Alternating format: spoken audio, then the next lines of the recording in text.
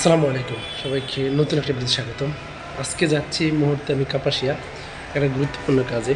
তো সকাল 7টার দিকে রওনা হলাম কাপাসিয়ার উদ্দেশ্যে। এখন এসে দেখলাম লিফট অফ, তো লিফটে যাওয়া যাবে না, তো নিচে যাব। তো এই নিয়ে আমি এর আগে 2 দিন কাপাসিয়া গেছি। আজকে আমার একটা গুরুত্বপূর্ণ কাজ, আজকে সেই দিন।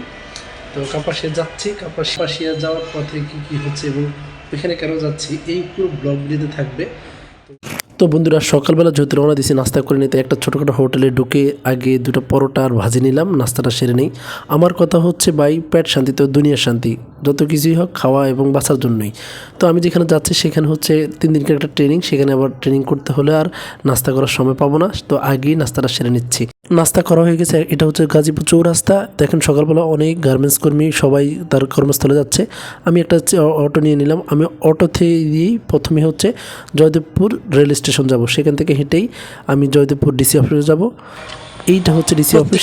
জেলাতেই এমন একটা সংগঠন আছে, হ্যাঁ, এটা যেমন হচ্ছে গাজীপুর ইউনিটে। দেখেন আমি আপনাদের এই ব্লগ ভিডিও করা হচ্ছে, অনেকে হচ্ছে এই সম্পর্কে জানতে চান, সেই সম্পর্কে এই নিয়ে আমি অনেকগুলো ভিডিও করেছি, চাইলে সেগুলো দেখতে পারেন। রেড কেসিনে কীভাবে জয়েন হয়, কীভাবে কাজ করে। তারপর হচ্ছে অটো নিয়ে আমি চলে যাচ্ছি কাপাসিয়া। কাপাসিয়া যাওয়ার পথে সবচেয়ে বিস্ময়কর হলাম গাজীপুরের এই জিনিসটা দেখে। গাজীপুর এমন একটা জেলা, এমন একটা জায়গা যেখানে একসাথে 2 রকম ভাইব পাওয়া যায়, শহরে এবং গ্রামের। দেখেন এই যে গাজীপুরে 10 থেকে আপনি যখন চৌরাস্তা থেকে 10 থেকে 15 কিলোমিটার যদি একটু দূরে যান, দেখবেন এই ধরনের গ্রাম অঞ্চল। এই ধরনের গ্রাম অঞ্চল দেখে আমি মনে হয়েছে যে আমি আমার গ্রামে চলে আসছি, সেই শৈশব, সেই সময়। দেখেন কত বড় বড় বিল।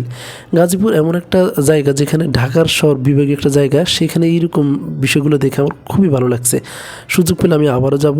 আর আরেকটা ভালো লাগছে কি জানেন, গাজীপুরের এই জায়গাতে অনেকে মনে করে কি গাজীপুরে শুধু গার্মেন্টস আর গার্মেন্টস না, গার্মেন্টসের চেয়েও এখানে অনেক মানুষ আছে এখনও কৃষক, হ্যাঁ, তারপর হচ্ছে কিষানি দিনমজুর মানুষ, তারপর হচ্ছে এই যে খের ধান, হ্যাঁ, শৈশবের মতো মনে হয় যে আমার গ্রামটা। অসাধারণ একটা ভিউ, রাস্তার পাশে কত সুন্দর বন বন এলাকা, যা আমাকে প্রাকৃতিক নৈসর্গের একটা সৌন্দর্য উপভোগ করতে দিয়েছে। তো দেখেন চারপাশে কত সুন্দর গ্রাম গ্রাম সিস্টেম। এগুলো বিশেষ করে হচ্ছে গ্রামে, আমি কখনোই ভাবতে পারি না গাজীপুরে এই সিস্টেমগুলো আছে, এরকম একটা জায়গা আছে। হ্যাঁ, এই দেখেন আমরা যেমন গ্রামে রাস্তার মধ্যে ধান শুকাই, সেম হ্যাঁ কৃষকেরা এখানে ধান শুকাচ্ছে, যেটা অসাধারণ, যেটা আমার শৈশবকে আমাকে মনে করিয়ে দেয়। আবার তার চেয়ে ভালো লাগছে এই দেখেন এখানে রাস্তার মধ্যে, এই যে রাস্তার মধ্যে ধান শুকাচ্ছে, যেটা আমিও একসময় করছি আমার শৈশবের। ভালো লাগছে দেখেন মাটির ঘর। হ্যাঁ, গাজীপুর এমন একটা জায়গা যেখানে এই ধরনের মাটির ঘর অসংখ্য বাড়িতে দেখা যায়, অসংখ্য। তো আর তার পাশে হচ্ছে গ্রাম অঞ্চলে গেলে আরও বন জঙ্গল, প্রাকৃতিক নৈসর্গে আমি মনে করি অন্য অন্য জেলা থেকে গাজীপুরটা সুন্দর একটা জায়গা। কারণ গাজীপুরে আপনি ঢাকা শহরে যেমন বাস করলে ঢাকা শহর কেন্দ্রিক ভাইব পাবেন, আর একটু 10 থেকে 15 কিলোমিটার দূরে যাইলে গ্রাম কাকে বলে, গ্রামের পর গ্রাম, তারপর হচ্ছে বন। এই যে এটা হচ্ছে কাপাসিয়া বাজার, হ্যাঁ, একবার আমাদের এইদিকে লোকাল যে বাজারগুলো সেই বাজার মতন।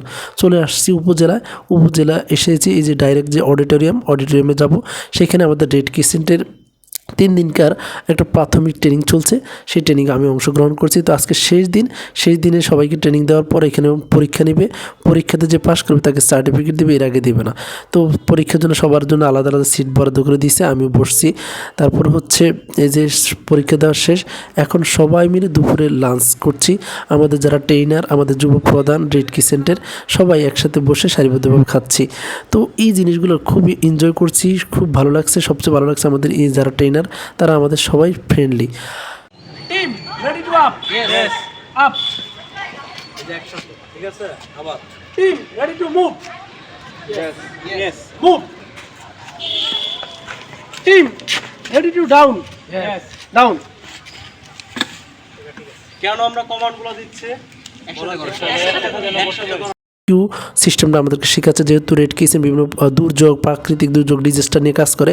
তো যেহেতু আমরা প্রাথমিক এগুলো শেখাচ্ছে, তো আমরা এদেরকে শেখাচ্ছি। তো আমি নিজেই কমান্ড দিচ্ছি, নিজে শিখছি, কারণ আমার এগুলো প্রয়োজন আছে। আমি যেহেতু মানুষের বিভিন্ন দুর্যোগে কাজ করার খুব ইচ্ছা আছে সেই ক্ষেত্রে। তো এই কাজগুলো শেখার কারণ হচ্ছে নিজের দেশ ও জাতির সেবা করার জন্য। সব আমার জন্য দোয়া করবেন। আর সর্বশেষ আমরা তো এই ট্রেনিংটা দেওয়ার মাধ্যমেই শেষ করছি আজকের আমাদের 3 দিনকার ট্রেনিং। সর্বশেষ আমাদের যুব প্রধান যিনি আমাদেরকে এসে ট্রেনিং সম্পর্কে কিছু বলছে।